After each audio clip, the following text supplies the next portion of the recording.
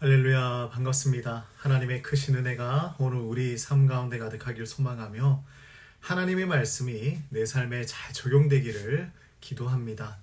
자, 우리 오늘 말씀은 미가서 4장 말씀입니다. 우리가 이 말씀 통하여서 함께 하나님의 은혜를 누리길 소망합니다. 자, 우리가 살아가고 있는 이 세상은 참 부족한 것들이 많이 있어요. 그래서 사람들은요, 다른 사람의 것을 탐내기도 하고 빼앗기도 하고 욕심을 채우고 또 부족해서 빼앗으며 살아갑니다. 그럼에도 우리의 삶에 만족함이 있습니까? 아니에요. 여전히 부족함이 있습니다. 우리가 함께 나눈 이 미가서 말씀은요, 이런 세상에서 마지막 날을 선포하고 예언하는 그러한 하나님의 말씀을 찾아볼 수가 있어요. 1장에서는 미가 선지자가 이렇게 선포를 했습니다. 이스라엘과 유다를 향해서 하나님의 심판을 선포하는데요. 사마리아와 예루살렘이 죄를 지었기 때문이에요. 어떤 죄냐면 우상 숭배와 부패로 가득 차 있었기 때문입니다. 그래서 2장 말씀을 보면요, 이스라엘 백성들이 사회적으로도 불의했음을 이야기하고 있어요. 남의 땅을 빼앗고요, 억압하고 약한 자들을 착취합니다. 그리고 부자와 권력자들이 자신의 이익을 위해서 가난한 자들을 억누르며 살아갑니다. 불의한 방법으로 부를 또한 축적하기도 했죠. 자, 3장 말씀을 보면 더 이제 적나라하게 표현을 하고 있는데요. 지도자들과 선지자들의 부패함을 또한 지적합니다. 이스라엘과 유다의 지도자들은 정의를 왜곡해요. 공의를 행하지 않습니다. 뇌물을 받고요, 부패한 판결을 내립니다. 자신들의 힘을 이용해서 백성들을 또한 억압해요.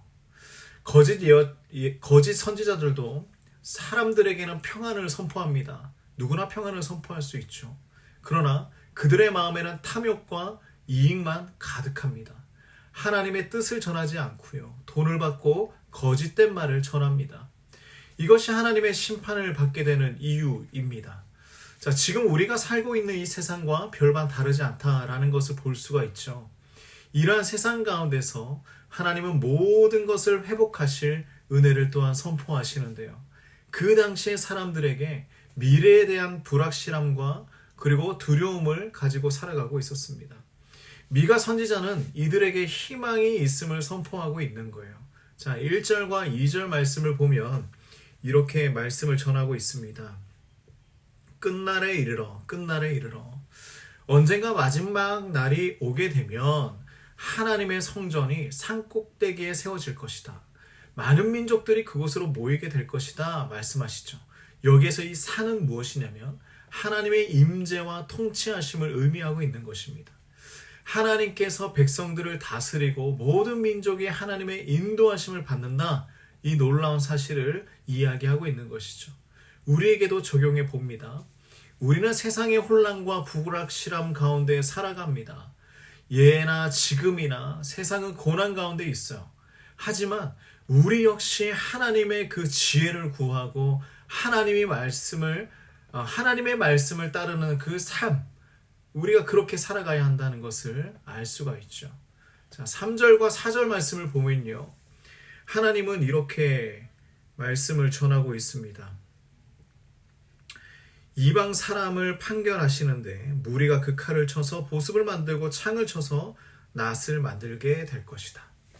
무슨 말씀이냐면 하나님은 분쟁을 조정하시고 싸움은 이제는 끝이 날 것이다. 즉 민족과 민족 사이에 평화가 이루어질 것을 말씀해 주고 있는 것입니다.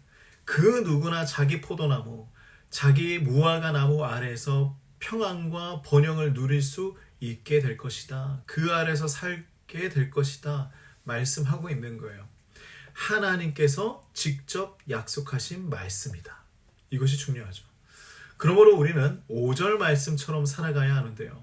오직 우리는 하나님의 이름을 부르면서 하나님의 길을 따라 영원히 살아가는 것입니다. 하나님은 그러한 우리들을 회복시켜 주실 텐데요. 약한 자들, 소외된 자들, 고통받는 자들을 돌보아 주시고 그들을 통해서 하나님의 계획을 이루어 가시겠다 말씀하십니다.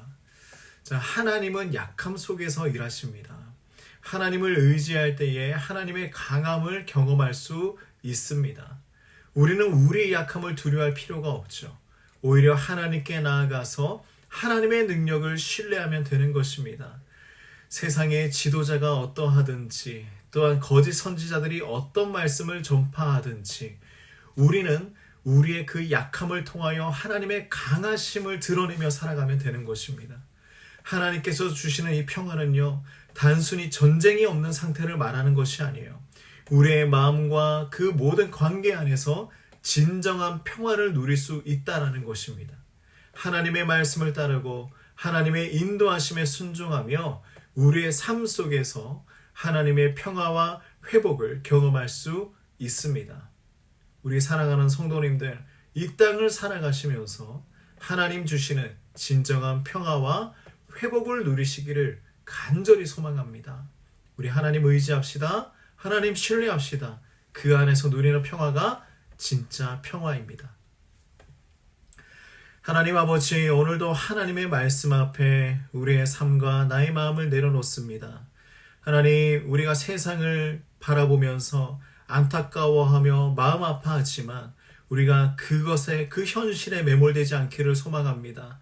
하나님, 오직 우리가 하나님에게 의지하고 하나님에게 신뢰하며 우리의 삶 가운데 참 평화를 얻을 수 있도록 인도하여 주시옵소서. 하나님, 우리 사랑하는 성도님들 그 삶 가운데 하나님 주시는 평화가 가득하기를 원합니다. 하나님, 이 세상에 우리가 휘몰리지 않도록 주님 우리를 붙들어 주시고 오직 하나님께서 주시는 평화, 하나님께서 주시는 안정감, 이것을 누리며 살아갈 수 있도록 인도하여 주시옵소서. 예수님의 이름으로 기도드립니다. 아멘.